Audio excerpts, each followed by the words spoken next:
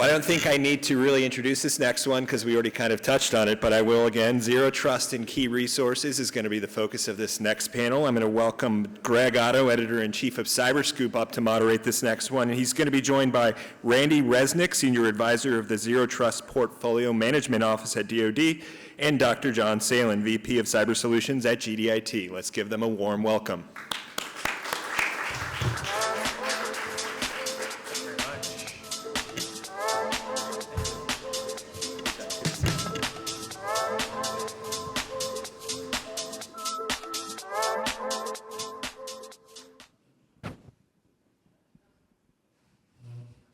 So yes, that last panel from Billy really teed up the conversation we are going to have. Good morning, everybody. I am Greg Otto, Editor-in-Chief of CyberScoop, and eager to talk about how, as we look at the edge, especially security-wise, talking about how Zero Trust really impacts that and the innovations and challenges that come with that. So Randy, I'll dive right in with you. DoD, Zero Trust, there's obviously a roadmap out there.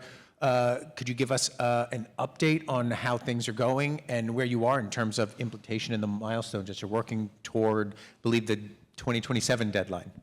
Sure. Thanks for inviting me. This is great for me to be here, and it's a very intimate room. I love it. We're actually in a very excellent place with regard to DoD Zero Trust. It's a good news story. We were successful in the most recent PIDM. I don't want to talk acronyms a lot, but basically the request for POM 26 or fiscal $26 for Zero Trust was relatively successful. We got basically everything we asked for. That puts Zero Trust and the finalization of the next 18 to 24 months from a resource point of view in certainty. So I don't have to worry about that. A lot of people do. DOJ has protected us, and we're in good shape there. In terms of our pilots, we announced that there are 3 successful pilots that hit target or advanced level Zero Trust. There's a 4th that we have a final report sitting on that we will announce soon. And we have probably 10 to 12 more pilots between now and the end of the fiscal 25. I'm expecting maybe 2 or 3 to pop out of there that will be successes. Why am I mentioning all of this? Because if the DoD purchases any one or a combination of these successfully assessed Zero Trust systems that hit target or advanced, they could just buy it, implement it, install it, and pretty much get there before the end of 27. I'm not saying it's going to be easy, but these systems have been evaluated independently by purple teams. The thing I'm worried about is who's going to help the DoD install it. We're talking professional services and a whole army of people that are probably going to be required. We're talking about full swap outs and new infrastructures. This is not a small problem. And I'm not hearing that there's solutions out there. I certainly hope that industry is thinking through that. But I'll end it there and just say we're in good shape. We have successes out there that people thought we didn't even have, would be able to demonstrate successes. We're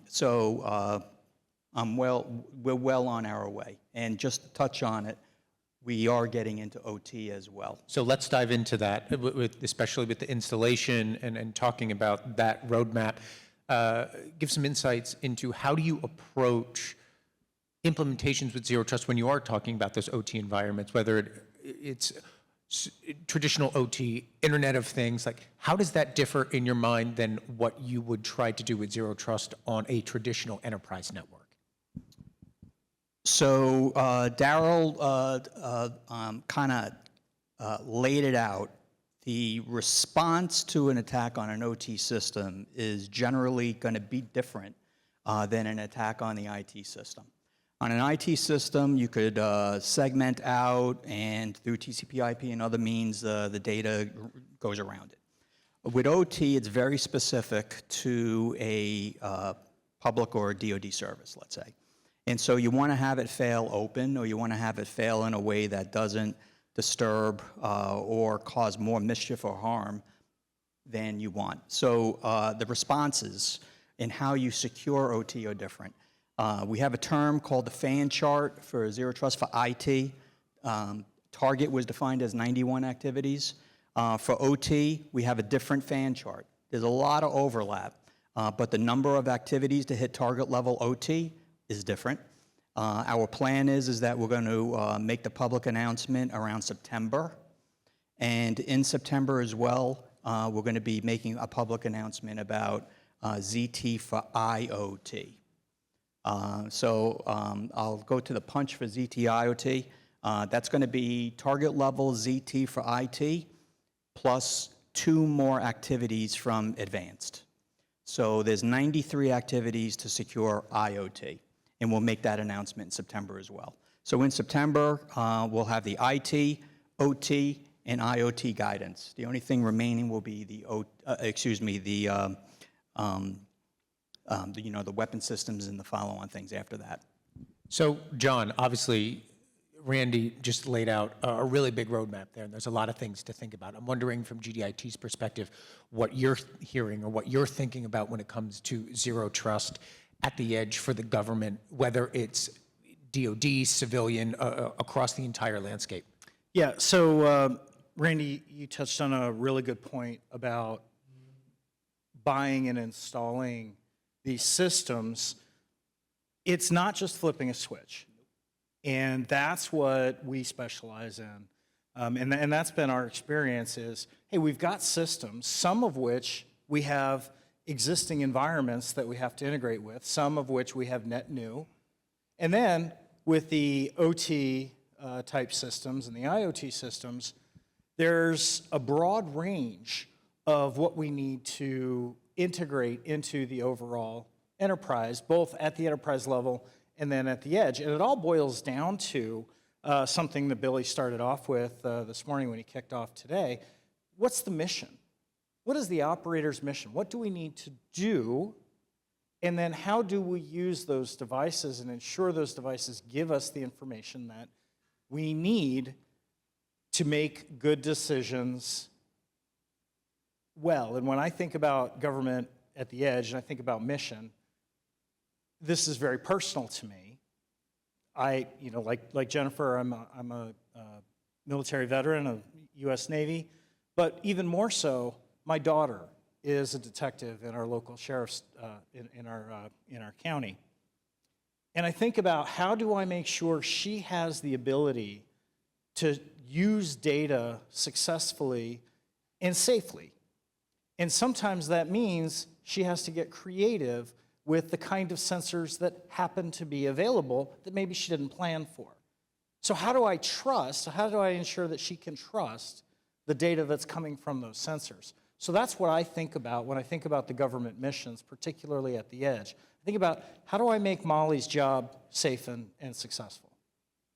So, Randy, with some of the things that John is saying there and talking about being aligned with the mission. I know that we've talked previously about this, and you have said that mission partner environments are very, very important to you, especially as we move to the edge, that the mission and partner environment needs to meet you at that edge. So can you talk a little bit more about the complexities of implementing zero trust with the mission and partner environment and how that really factors into what you're trying to accomplish? Sure. So the future of warfare is going to be that we are going to be operating with partners. It's not just going to be the U.S. The U.S. is going to be, the bulk, but we're going to need our partners to help provide access, et cetera.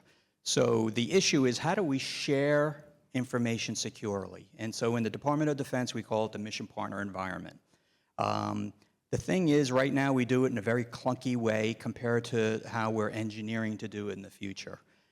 So the way we want to do it in the future is to put it inside of a target level zero trust infrastructure, because that protects the lateral movement between partners. One partner can't see the other partner's data that is allocated to them. And so if it's releasable to one country but not the other. Zero trust would protect that. The other concern is the ICAM system, the identity system. Every country has a different identity system. So how is this mission partner environment going to cache or house this information or to check it from each element of the countries. And so that's a complexity. And then lastly, how does the data get out potentially of the mission partner environment into a national network? And now we're talking cross-domain solutions. And so it gets very complex very fast. As you can imagine, INDOPACOM, CENTCOM, I mean, pretty much all of the COCOMs have requirements for mission partner environments. And so the DoD CIO, the Joint Staff, Cybercom, the COCOMs, we are all very involved in making sure this happens. I think some of the successes that I mentioned in the Zero Trust pilots could be answers for mission partner environments, but INDOPACOM is well on their way in designing their own. We're actually going to be purple teaming them in a few months in a Zero Trust sense, so we'll see how strong that actually is. And I think we're making good progress there. But that is a work in progress. Will they achieve it by the end of 27? I believe so. So let's talk about that progress and some of the biggest challenges that still remain. I would love to hear from both of you. What are those remaining hurdles? Are they technical? Are they cultural? Are they organizational? Resources? John, I'll start with you. Really, how are you working to overcome those hurdles that still remain? So I think the primary challenge is not technology. It's more cultural, and it's focused on mission. When I think about Zero Trust, and some of my friends and colleagues in the room have heard me say this before, I don't necessarily care about Zero Trust from a compliance perspective. I care about how do I make cybersecurity a mission enabler so that we can get the job done. And Randy, your point about data sharing with mission partner networks, exactly a great example of that. So understanding how the operations community needs to execute, and then translate that into mission threads and use cases that we then build into our Zero Trust implementation. That's the challenge. And I think the solution is to stop thinking of it primarily as an IT project and think of it as we do, as an operations challenge. Get the operators in the room, find out what use cases they need to do their job, and then wrap the technology around to support and enable that mission. No, go ahead, build upon that. I'm sure you agree with a lot of what he said. I totally agree with everything he just said, and he pointed at the very two things that are remaining. It's not a technology problem, it's a cultural, and it's really, for me, it's an implementation issue. The prior panelists were talking about the edge. I just want to mention that when I think of edge, I'm thinking of resiliency by design. Now, I was in a conference long ago with CISA, and they said security by design.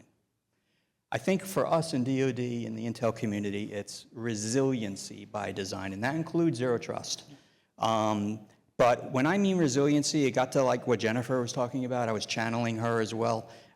We need to have mesh. We need to have multi-spectrum. We need to control all of that. We need to have multiple ways to get out on an endpoint and not lay that endpoint down with too much of anything.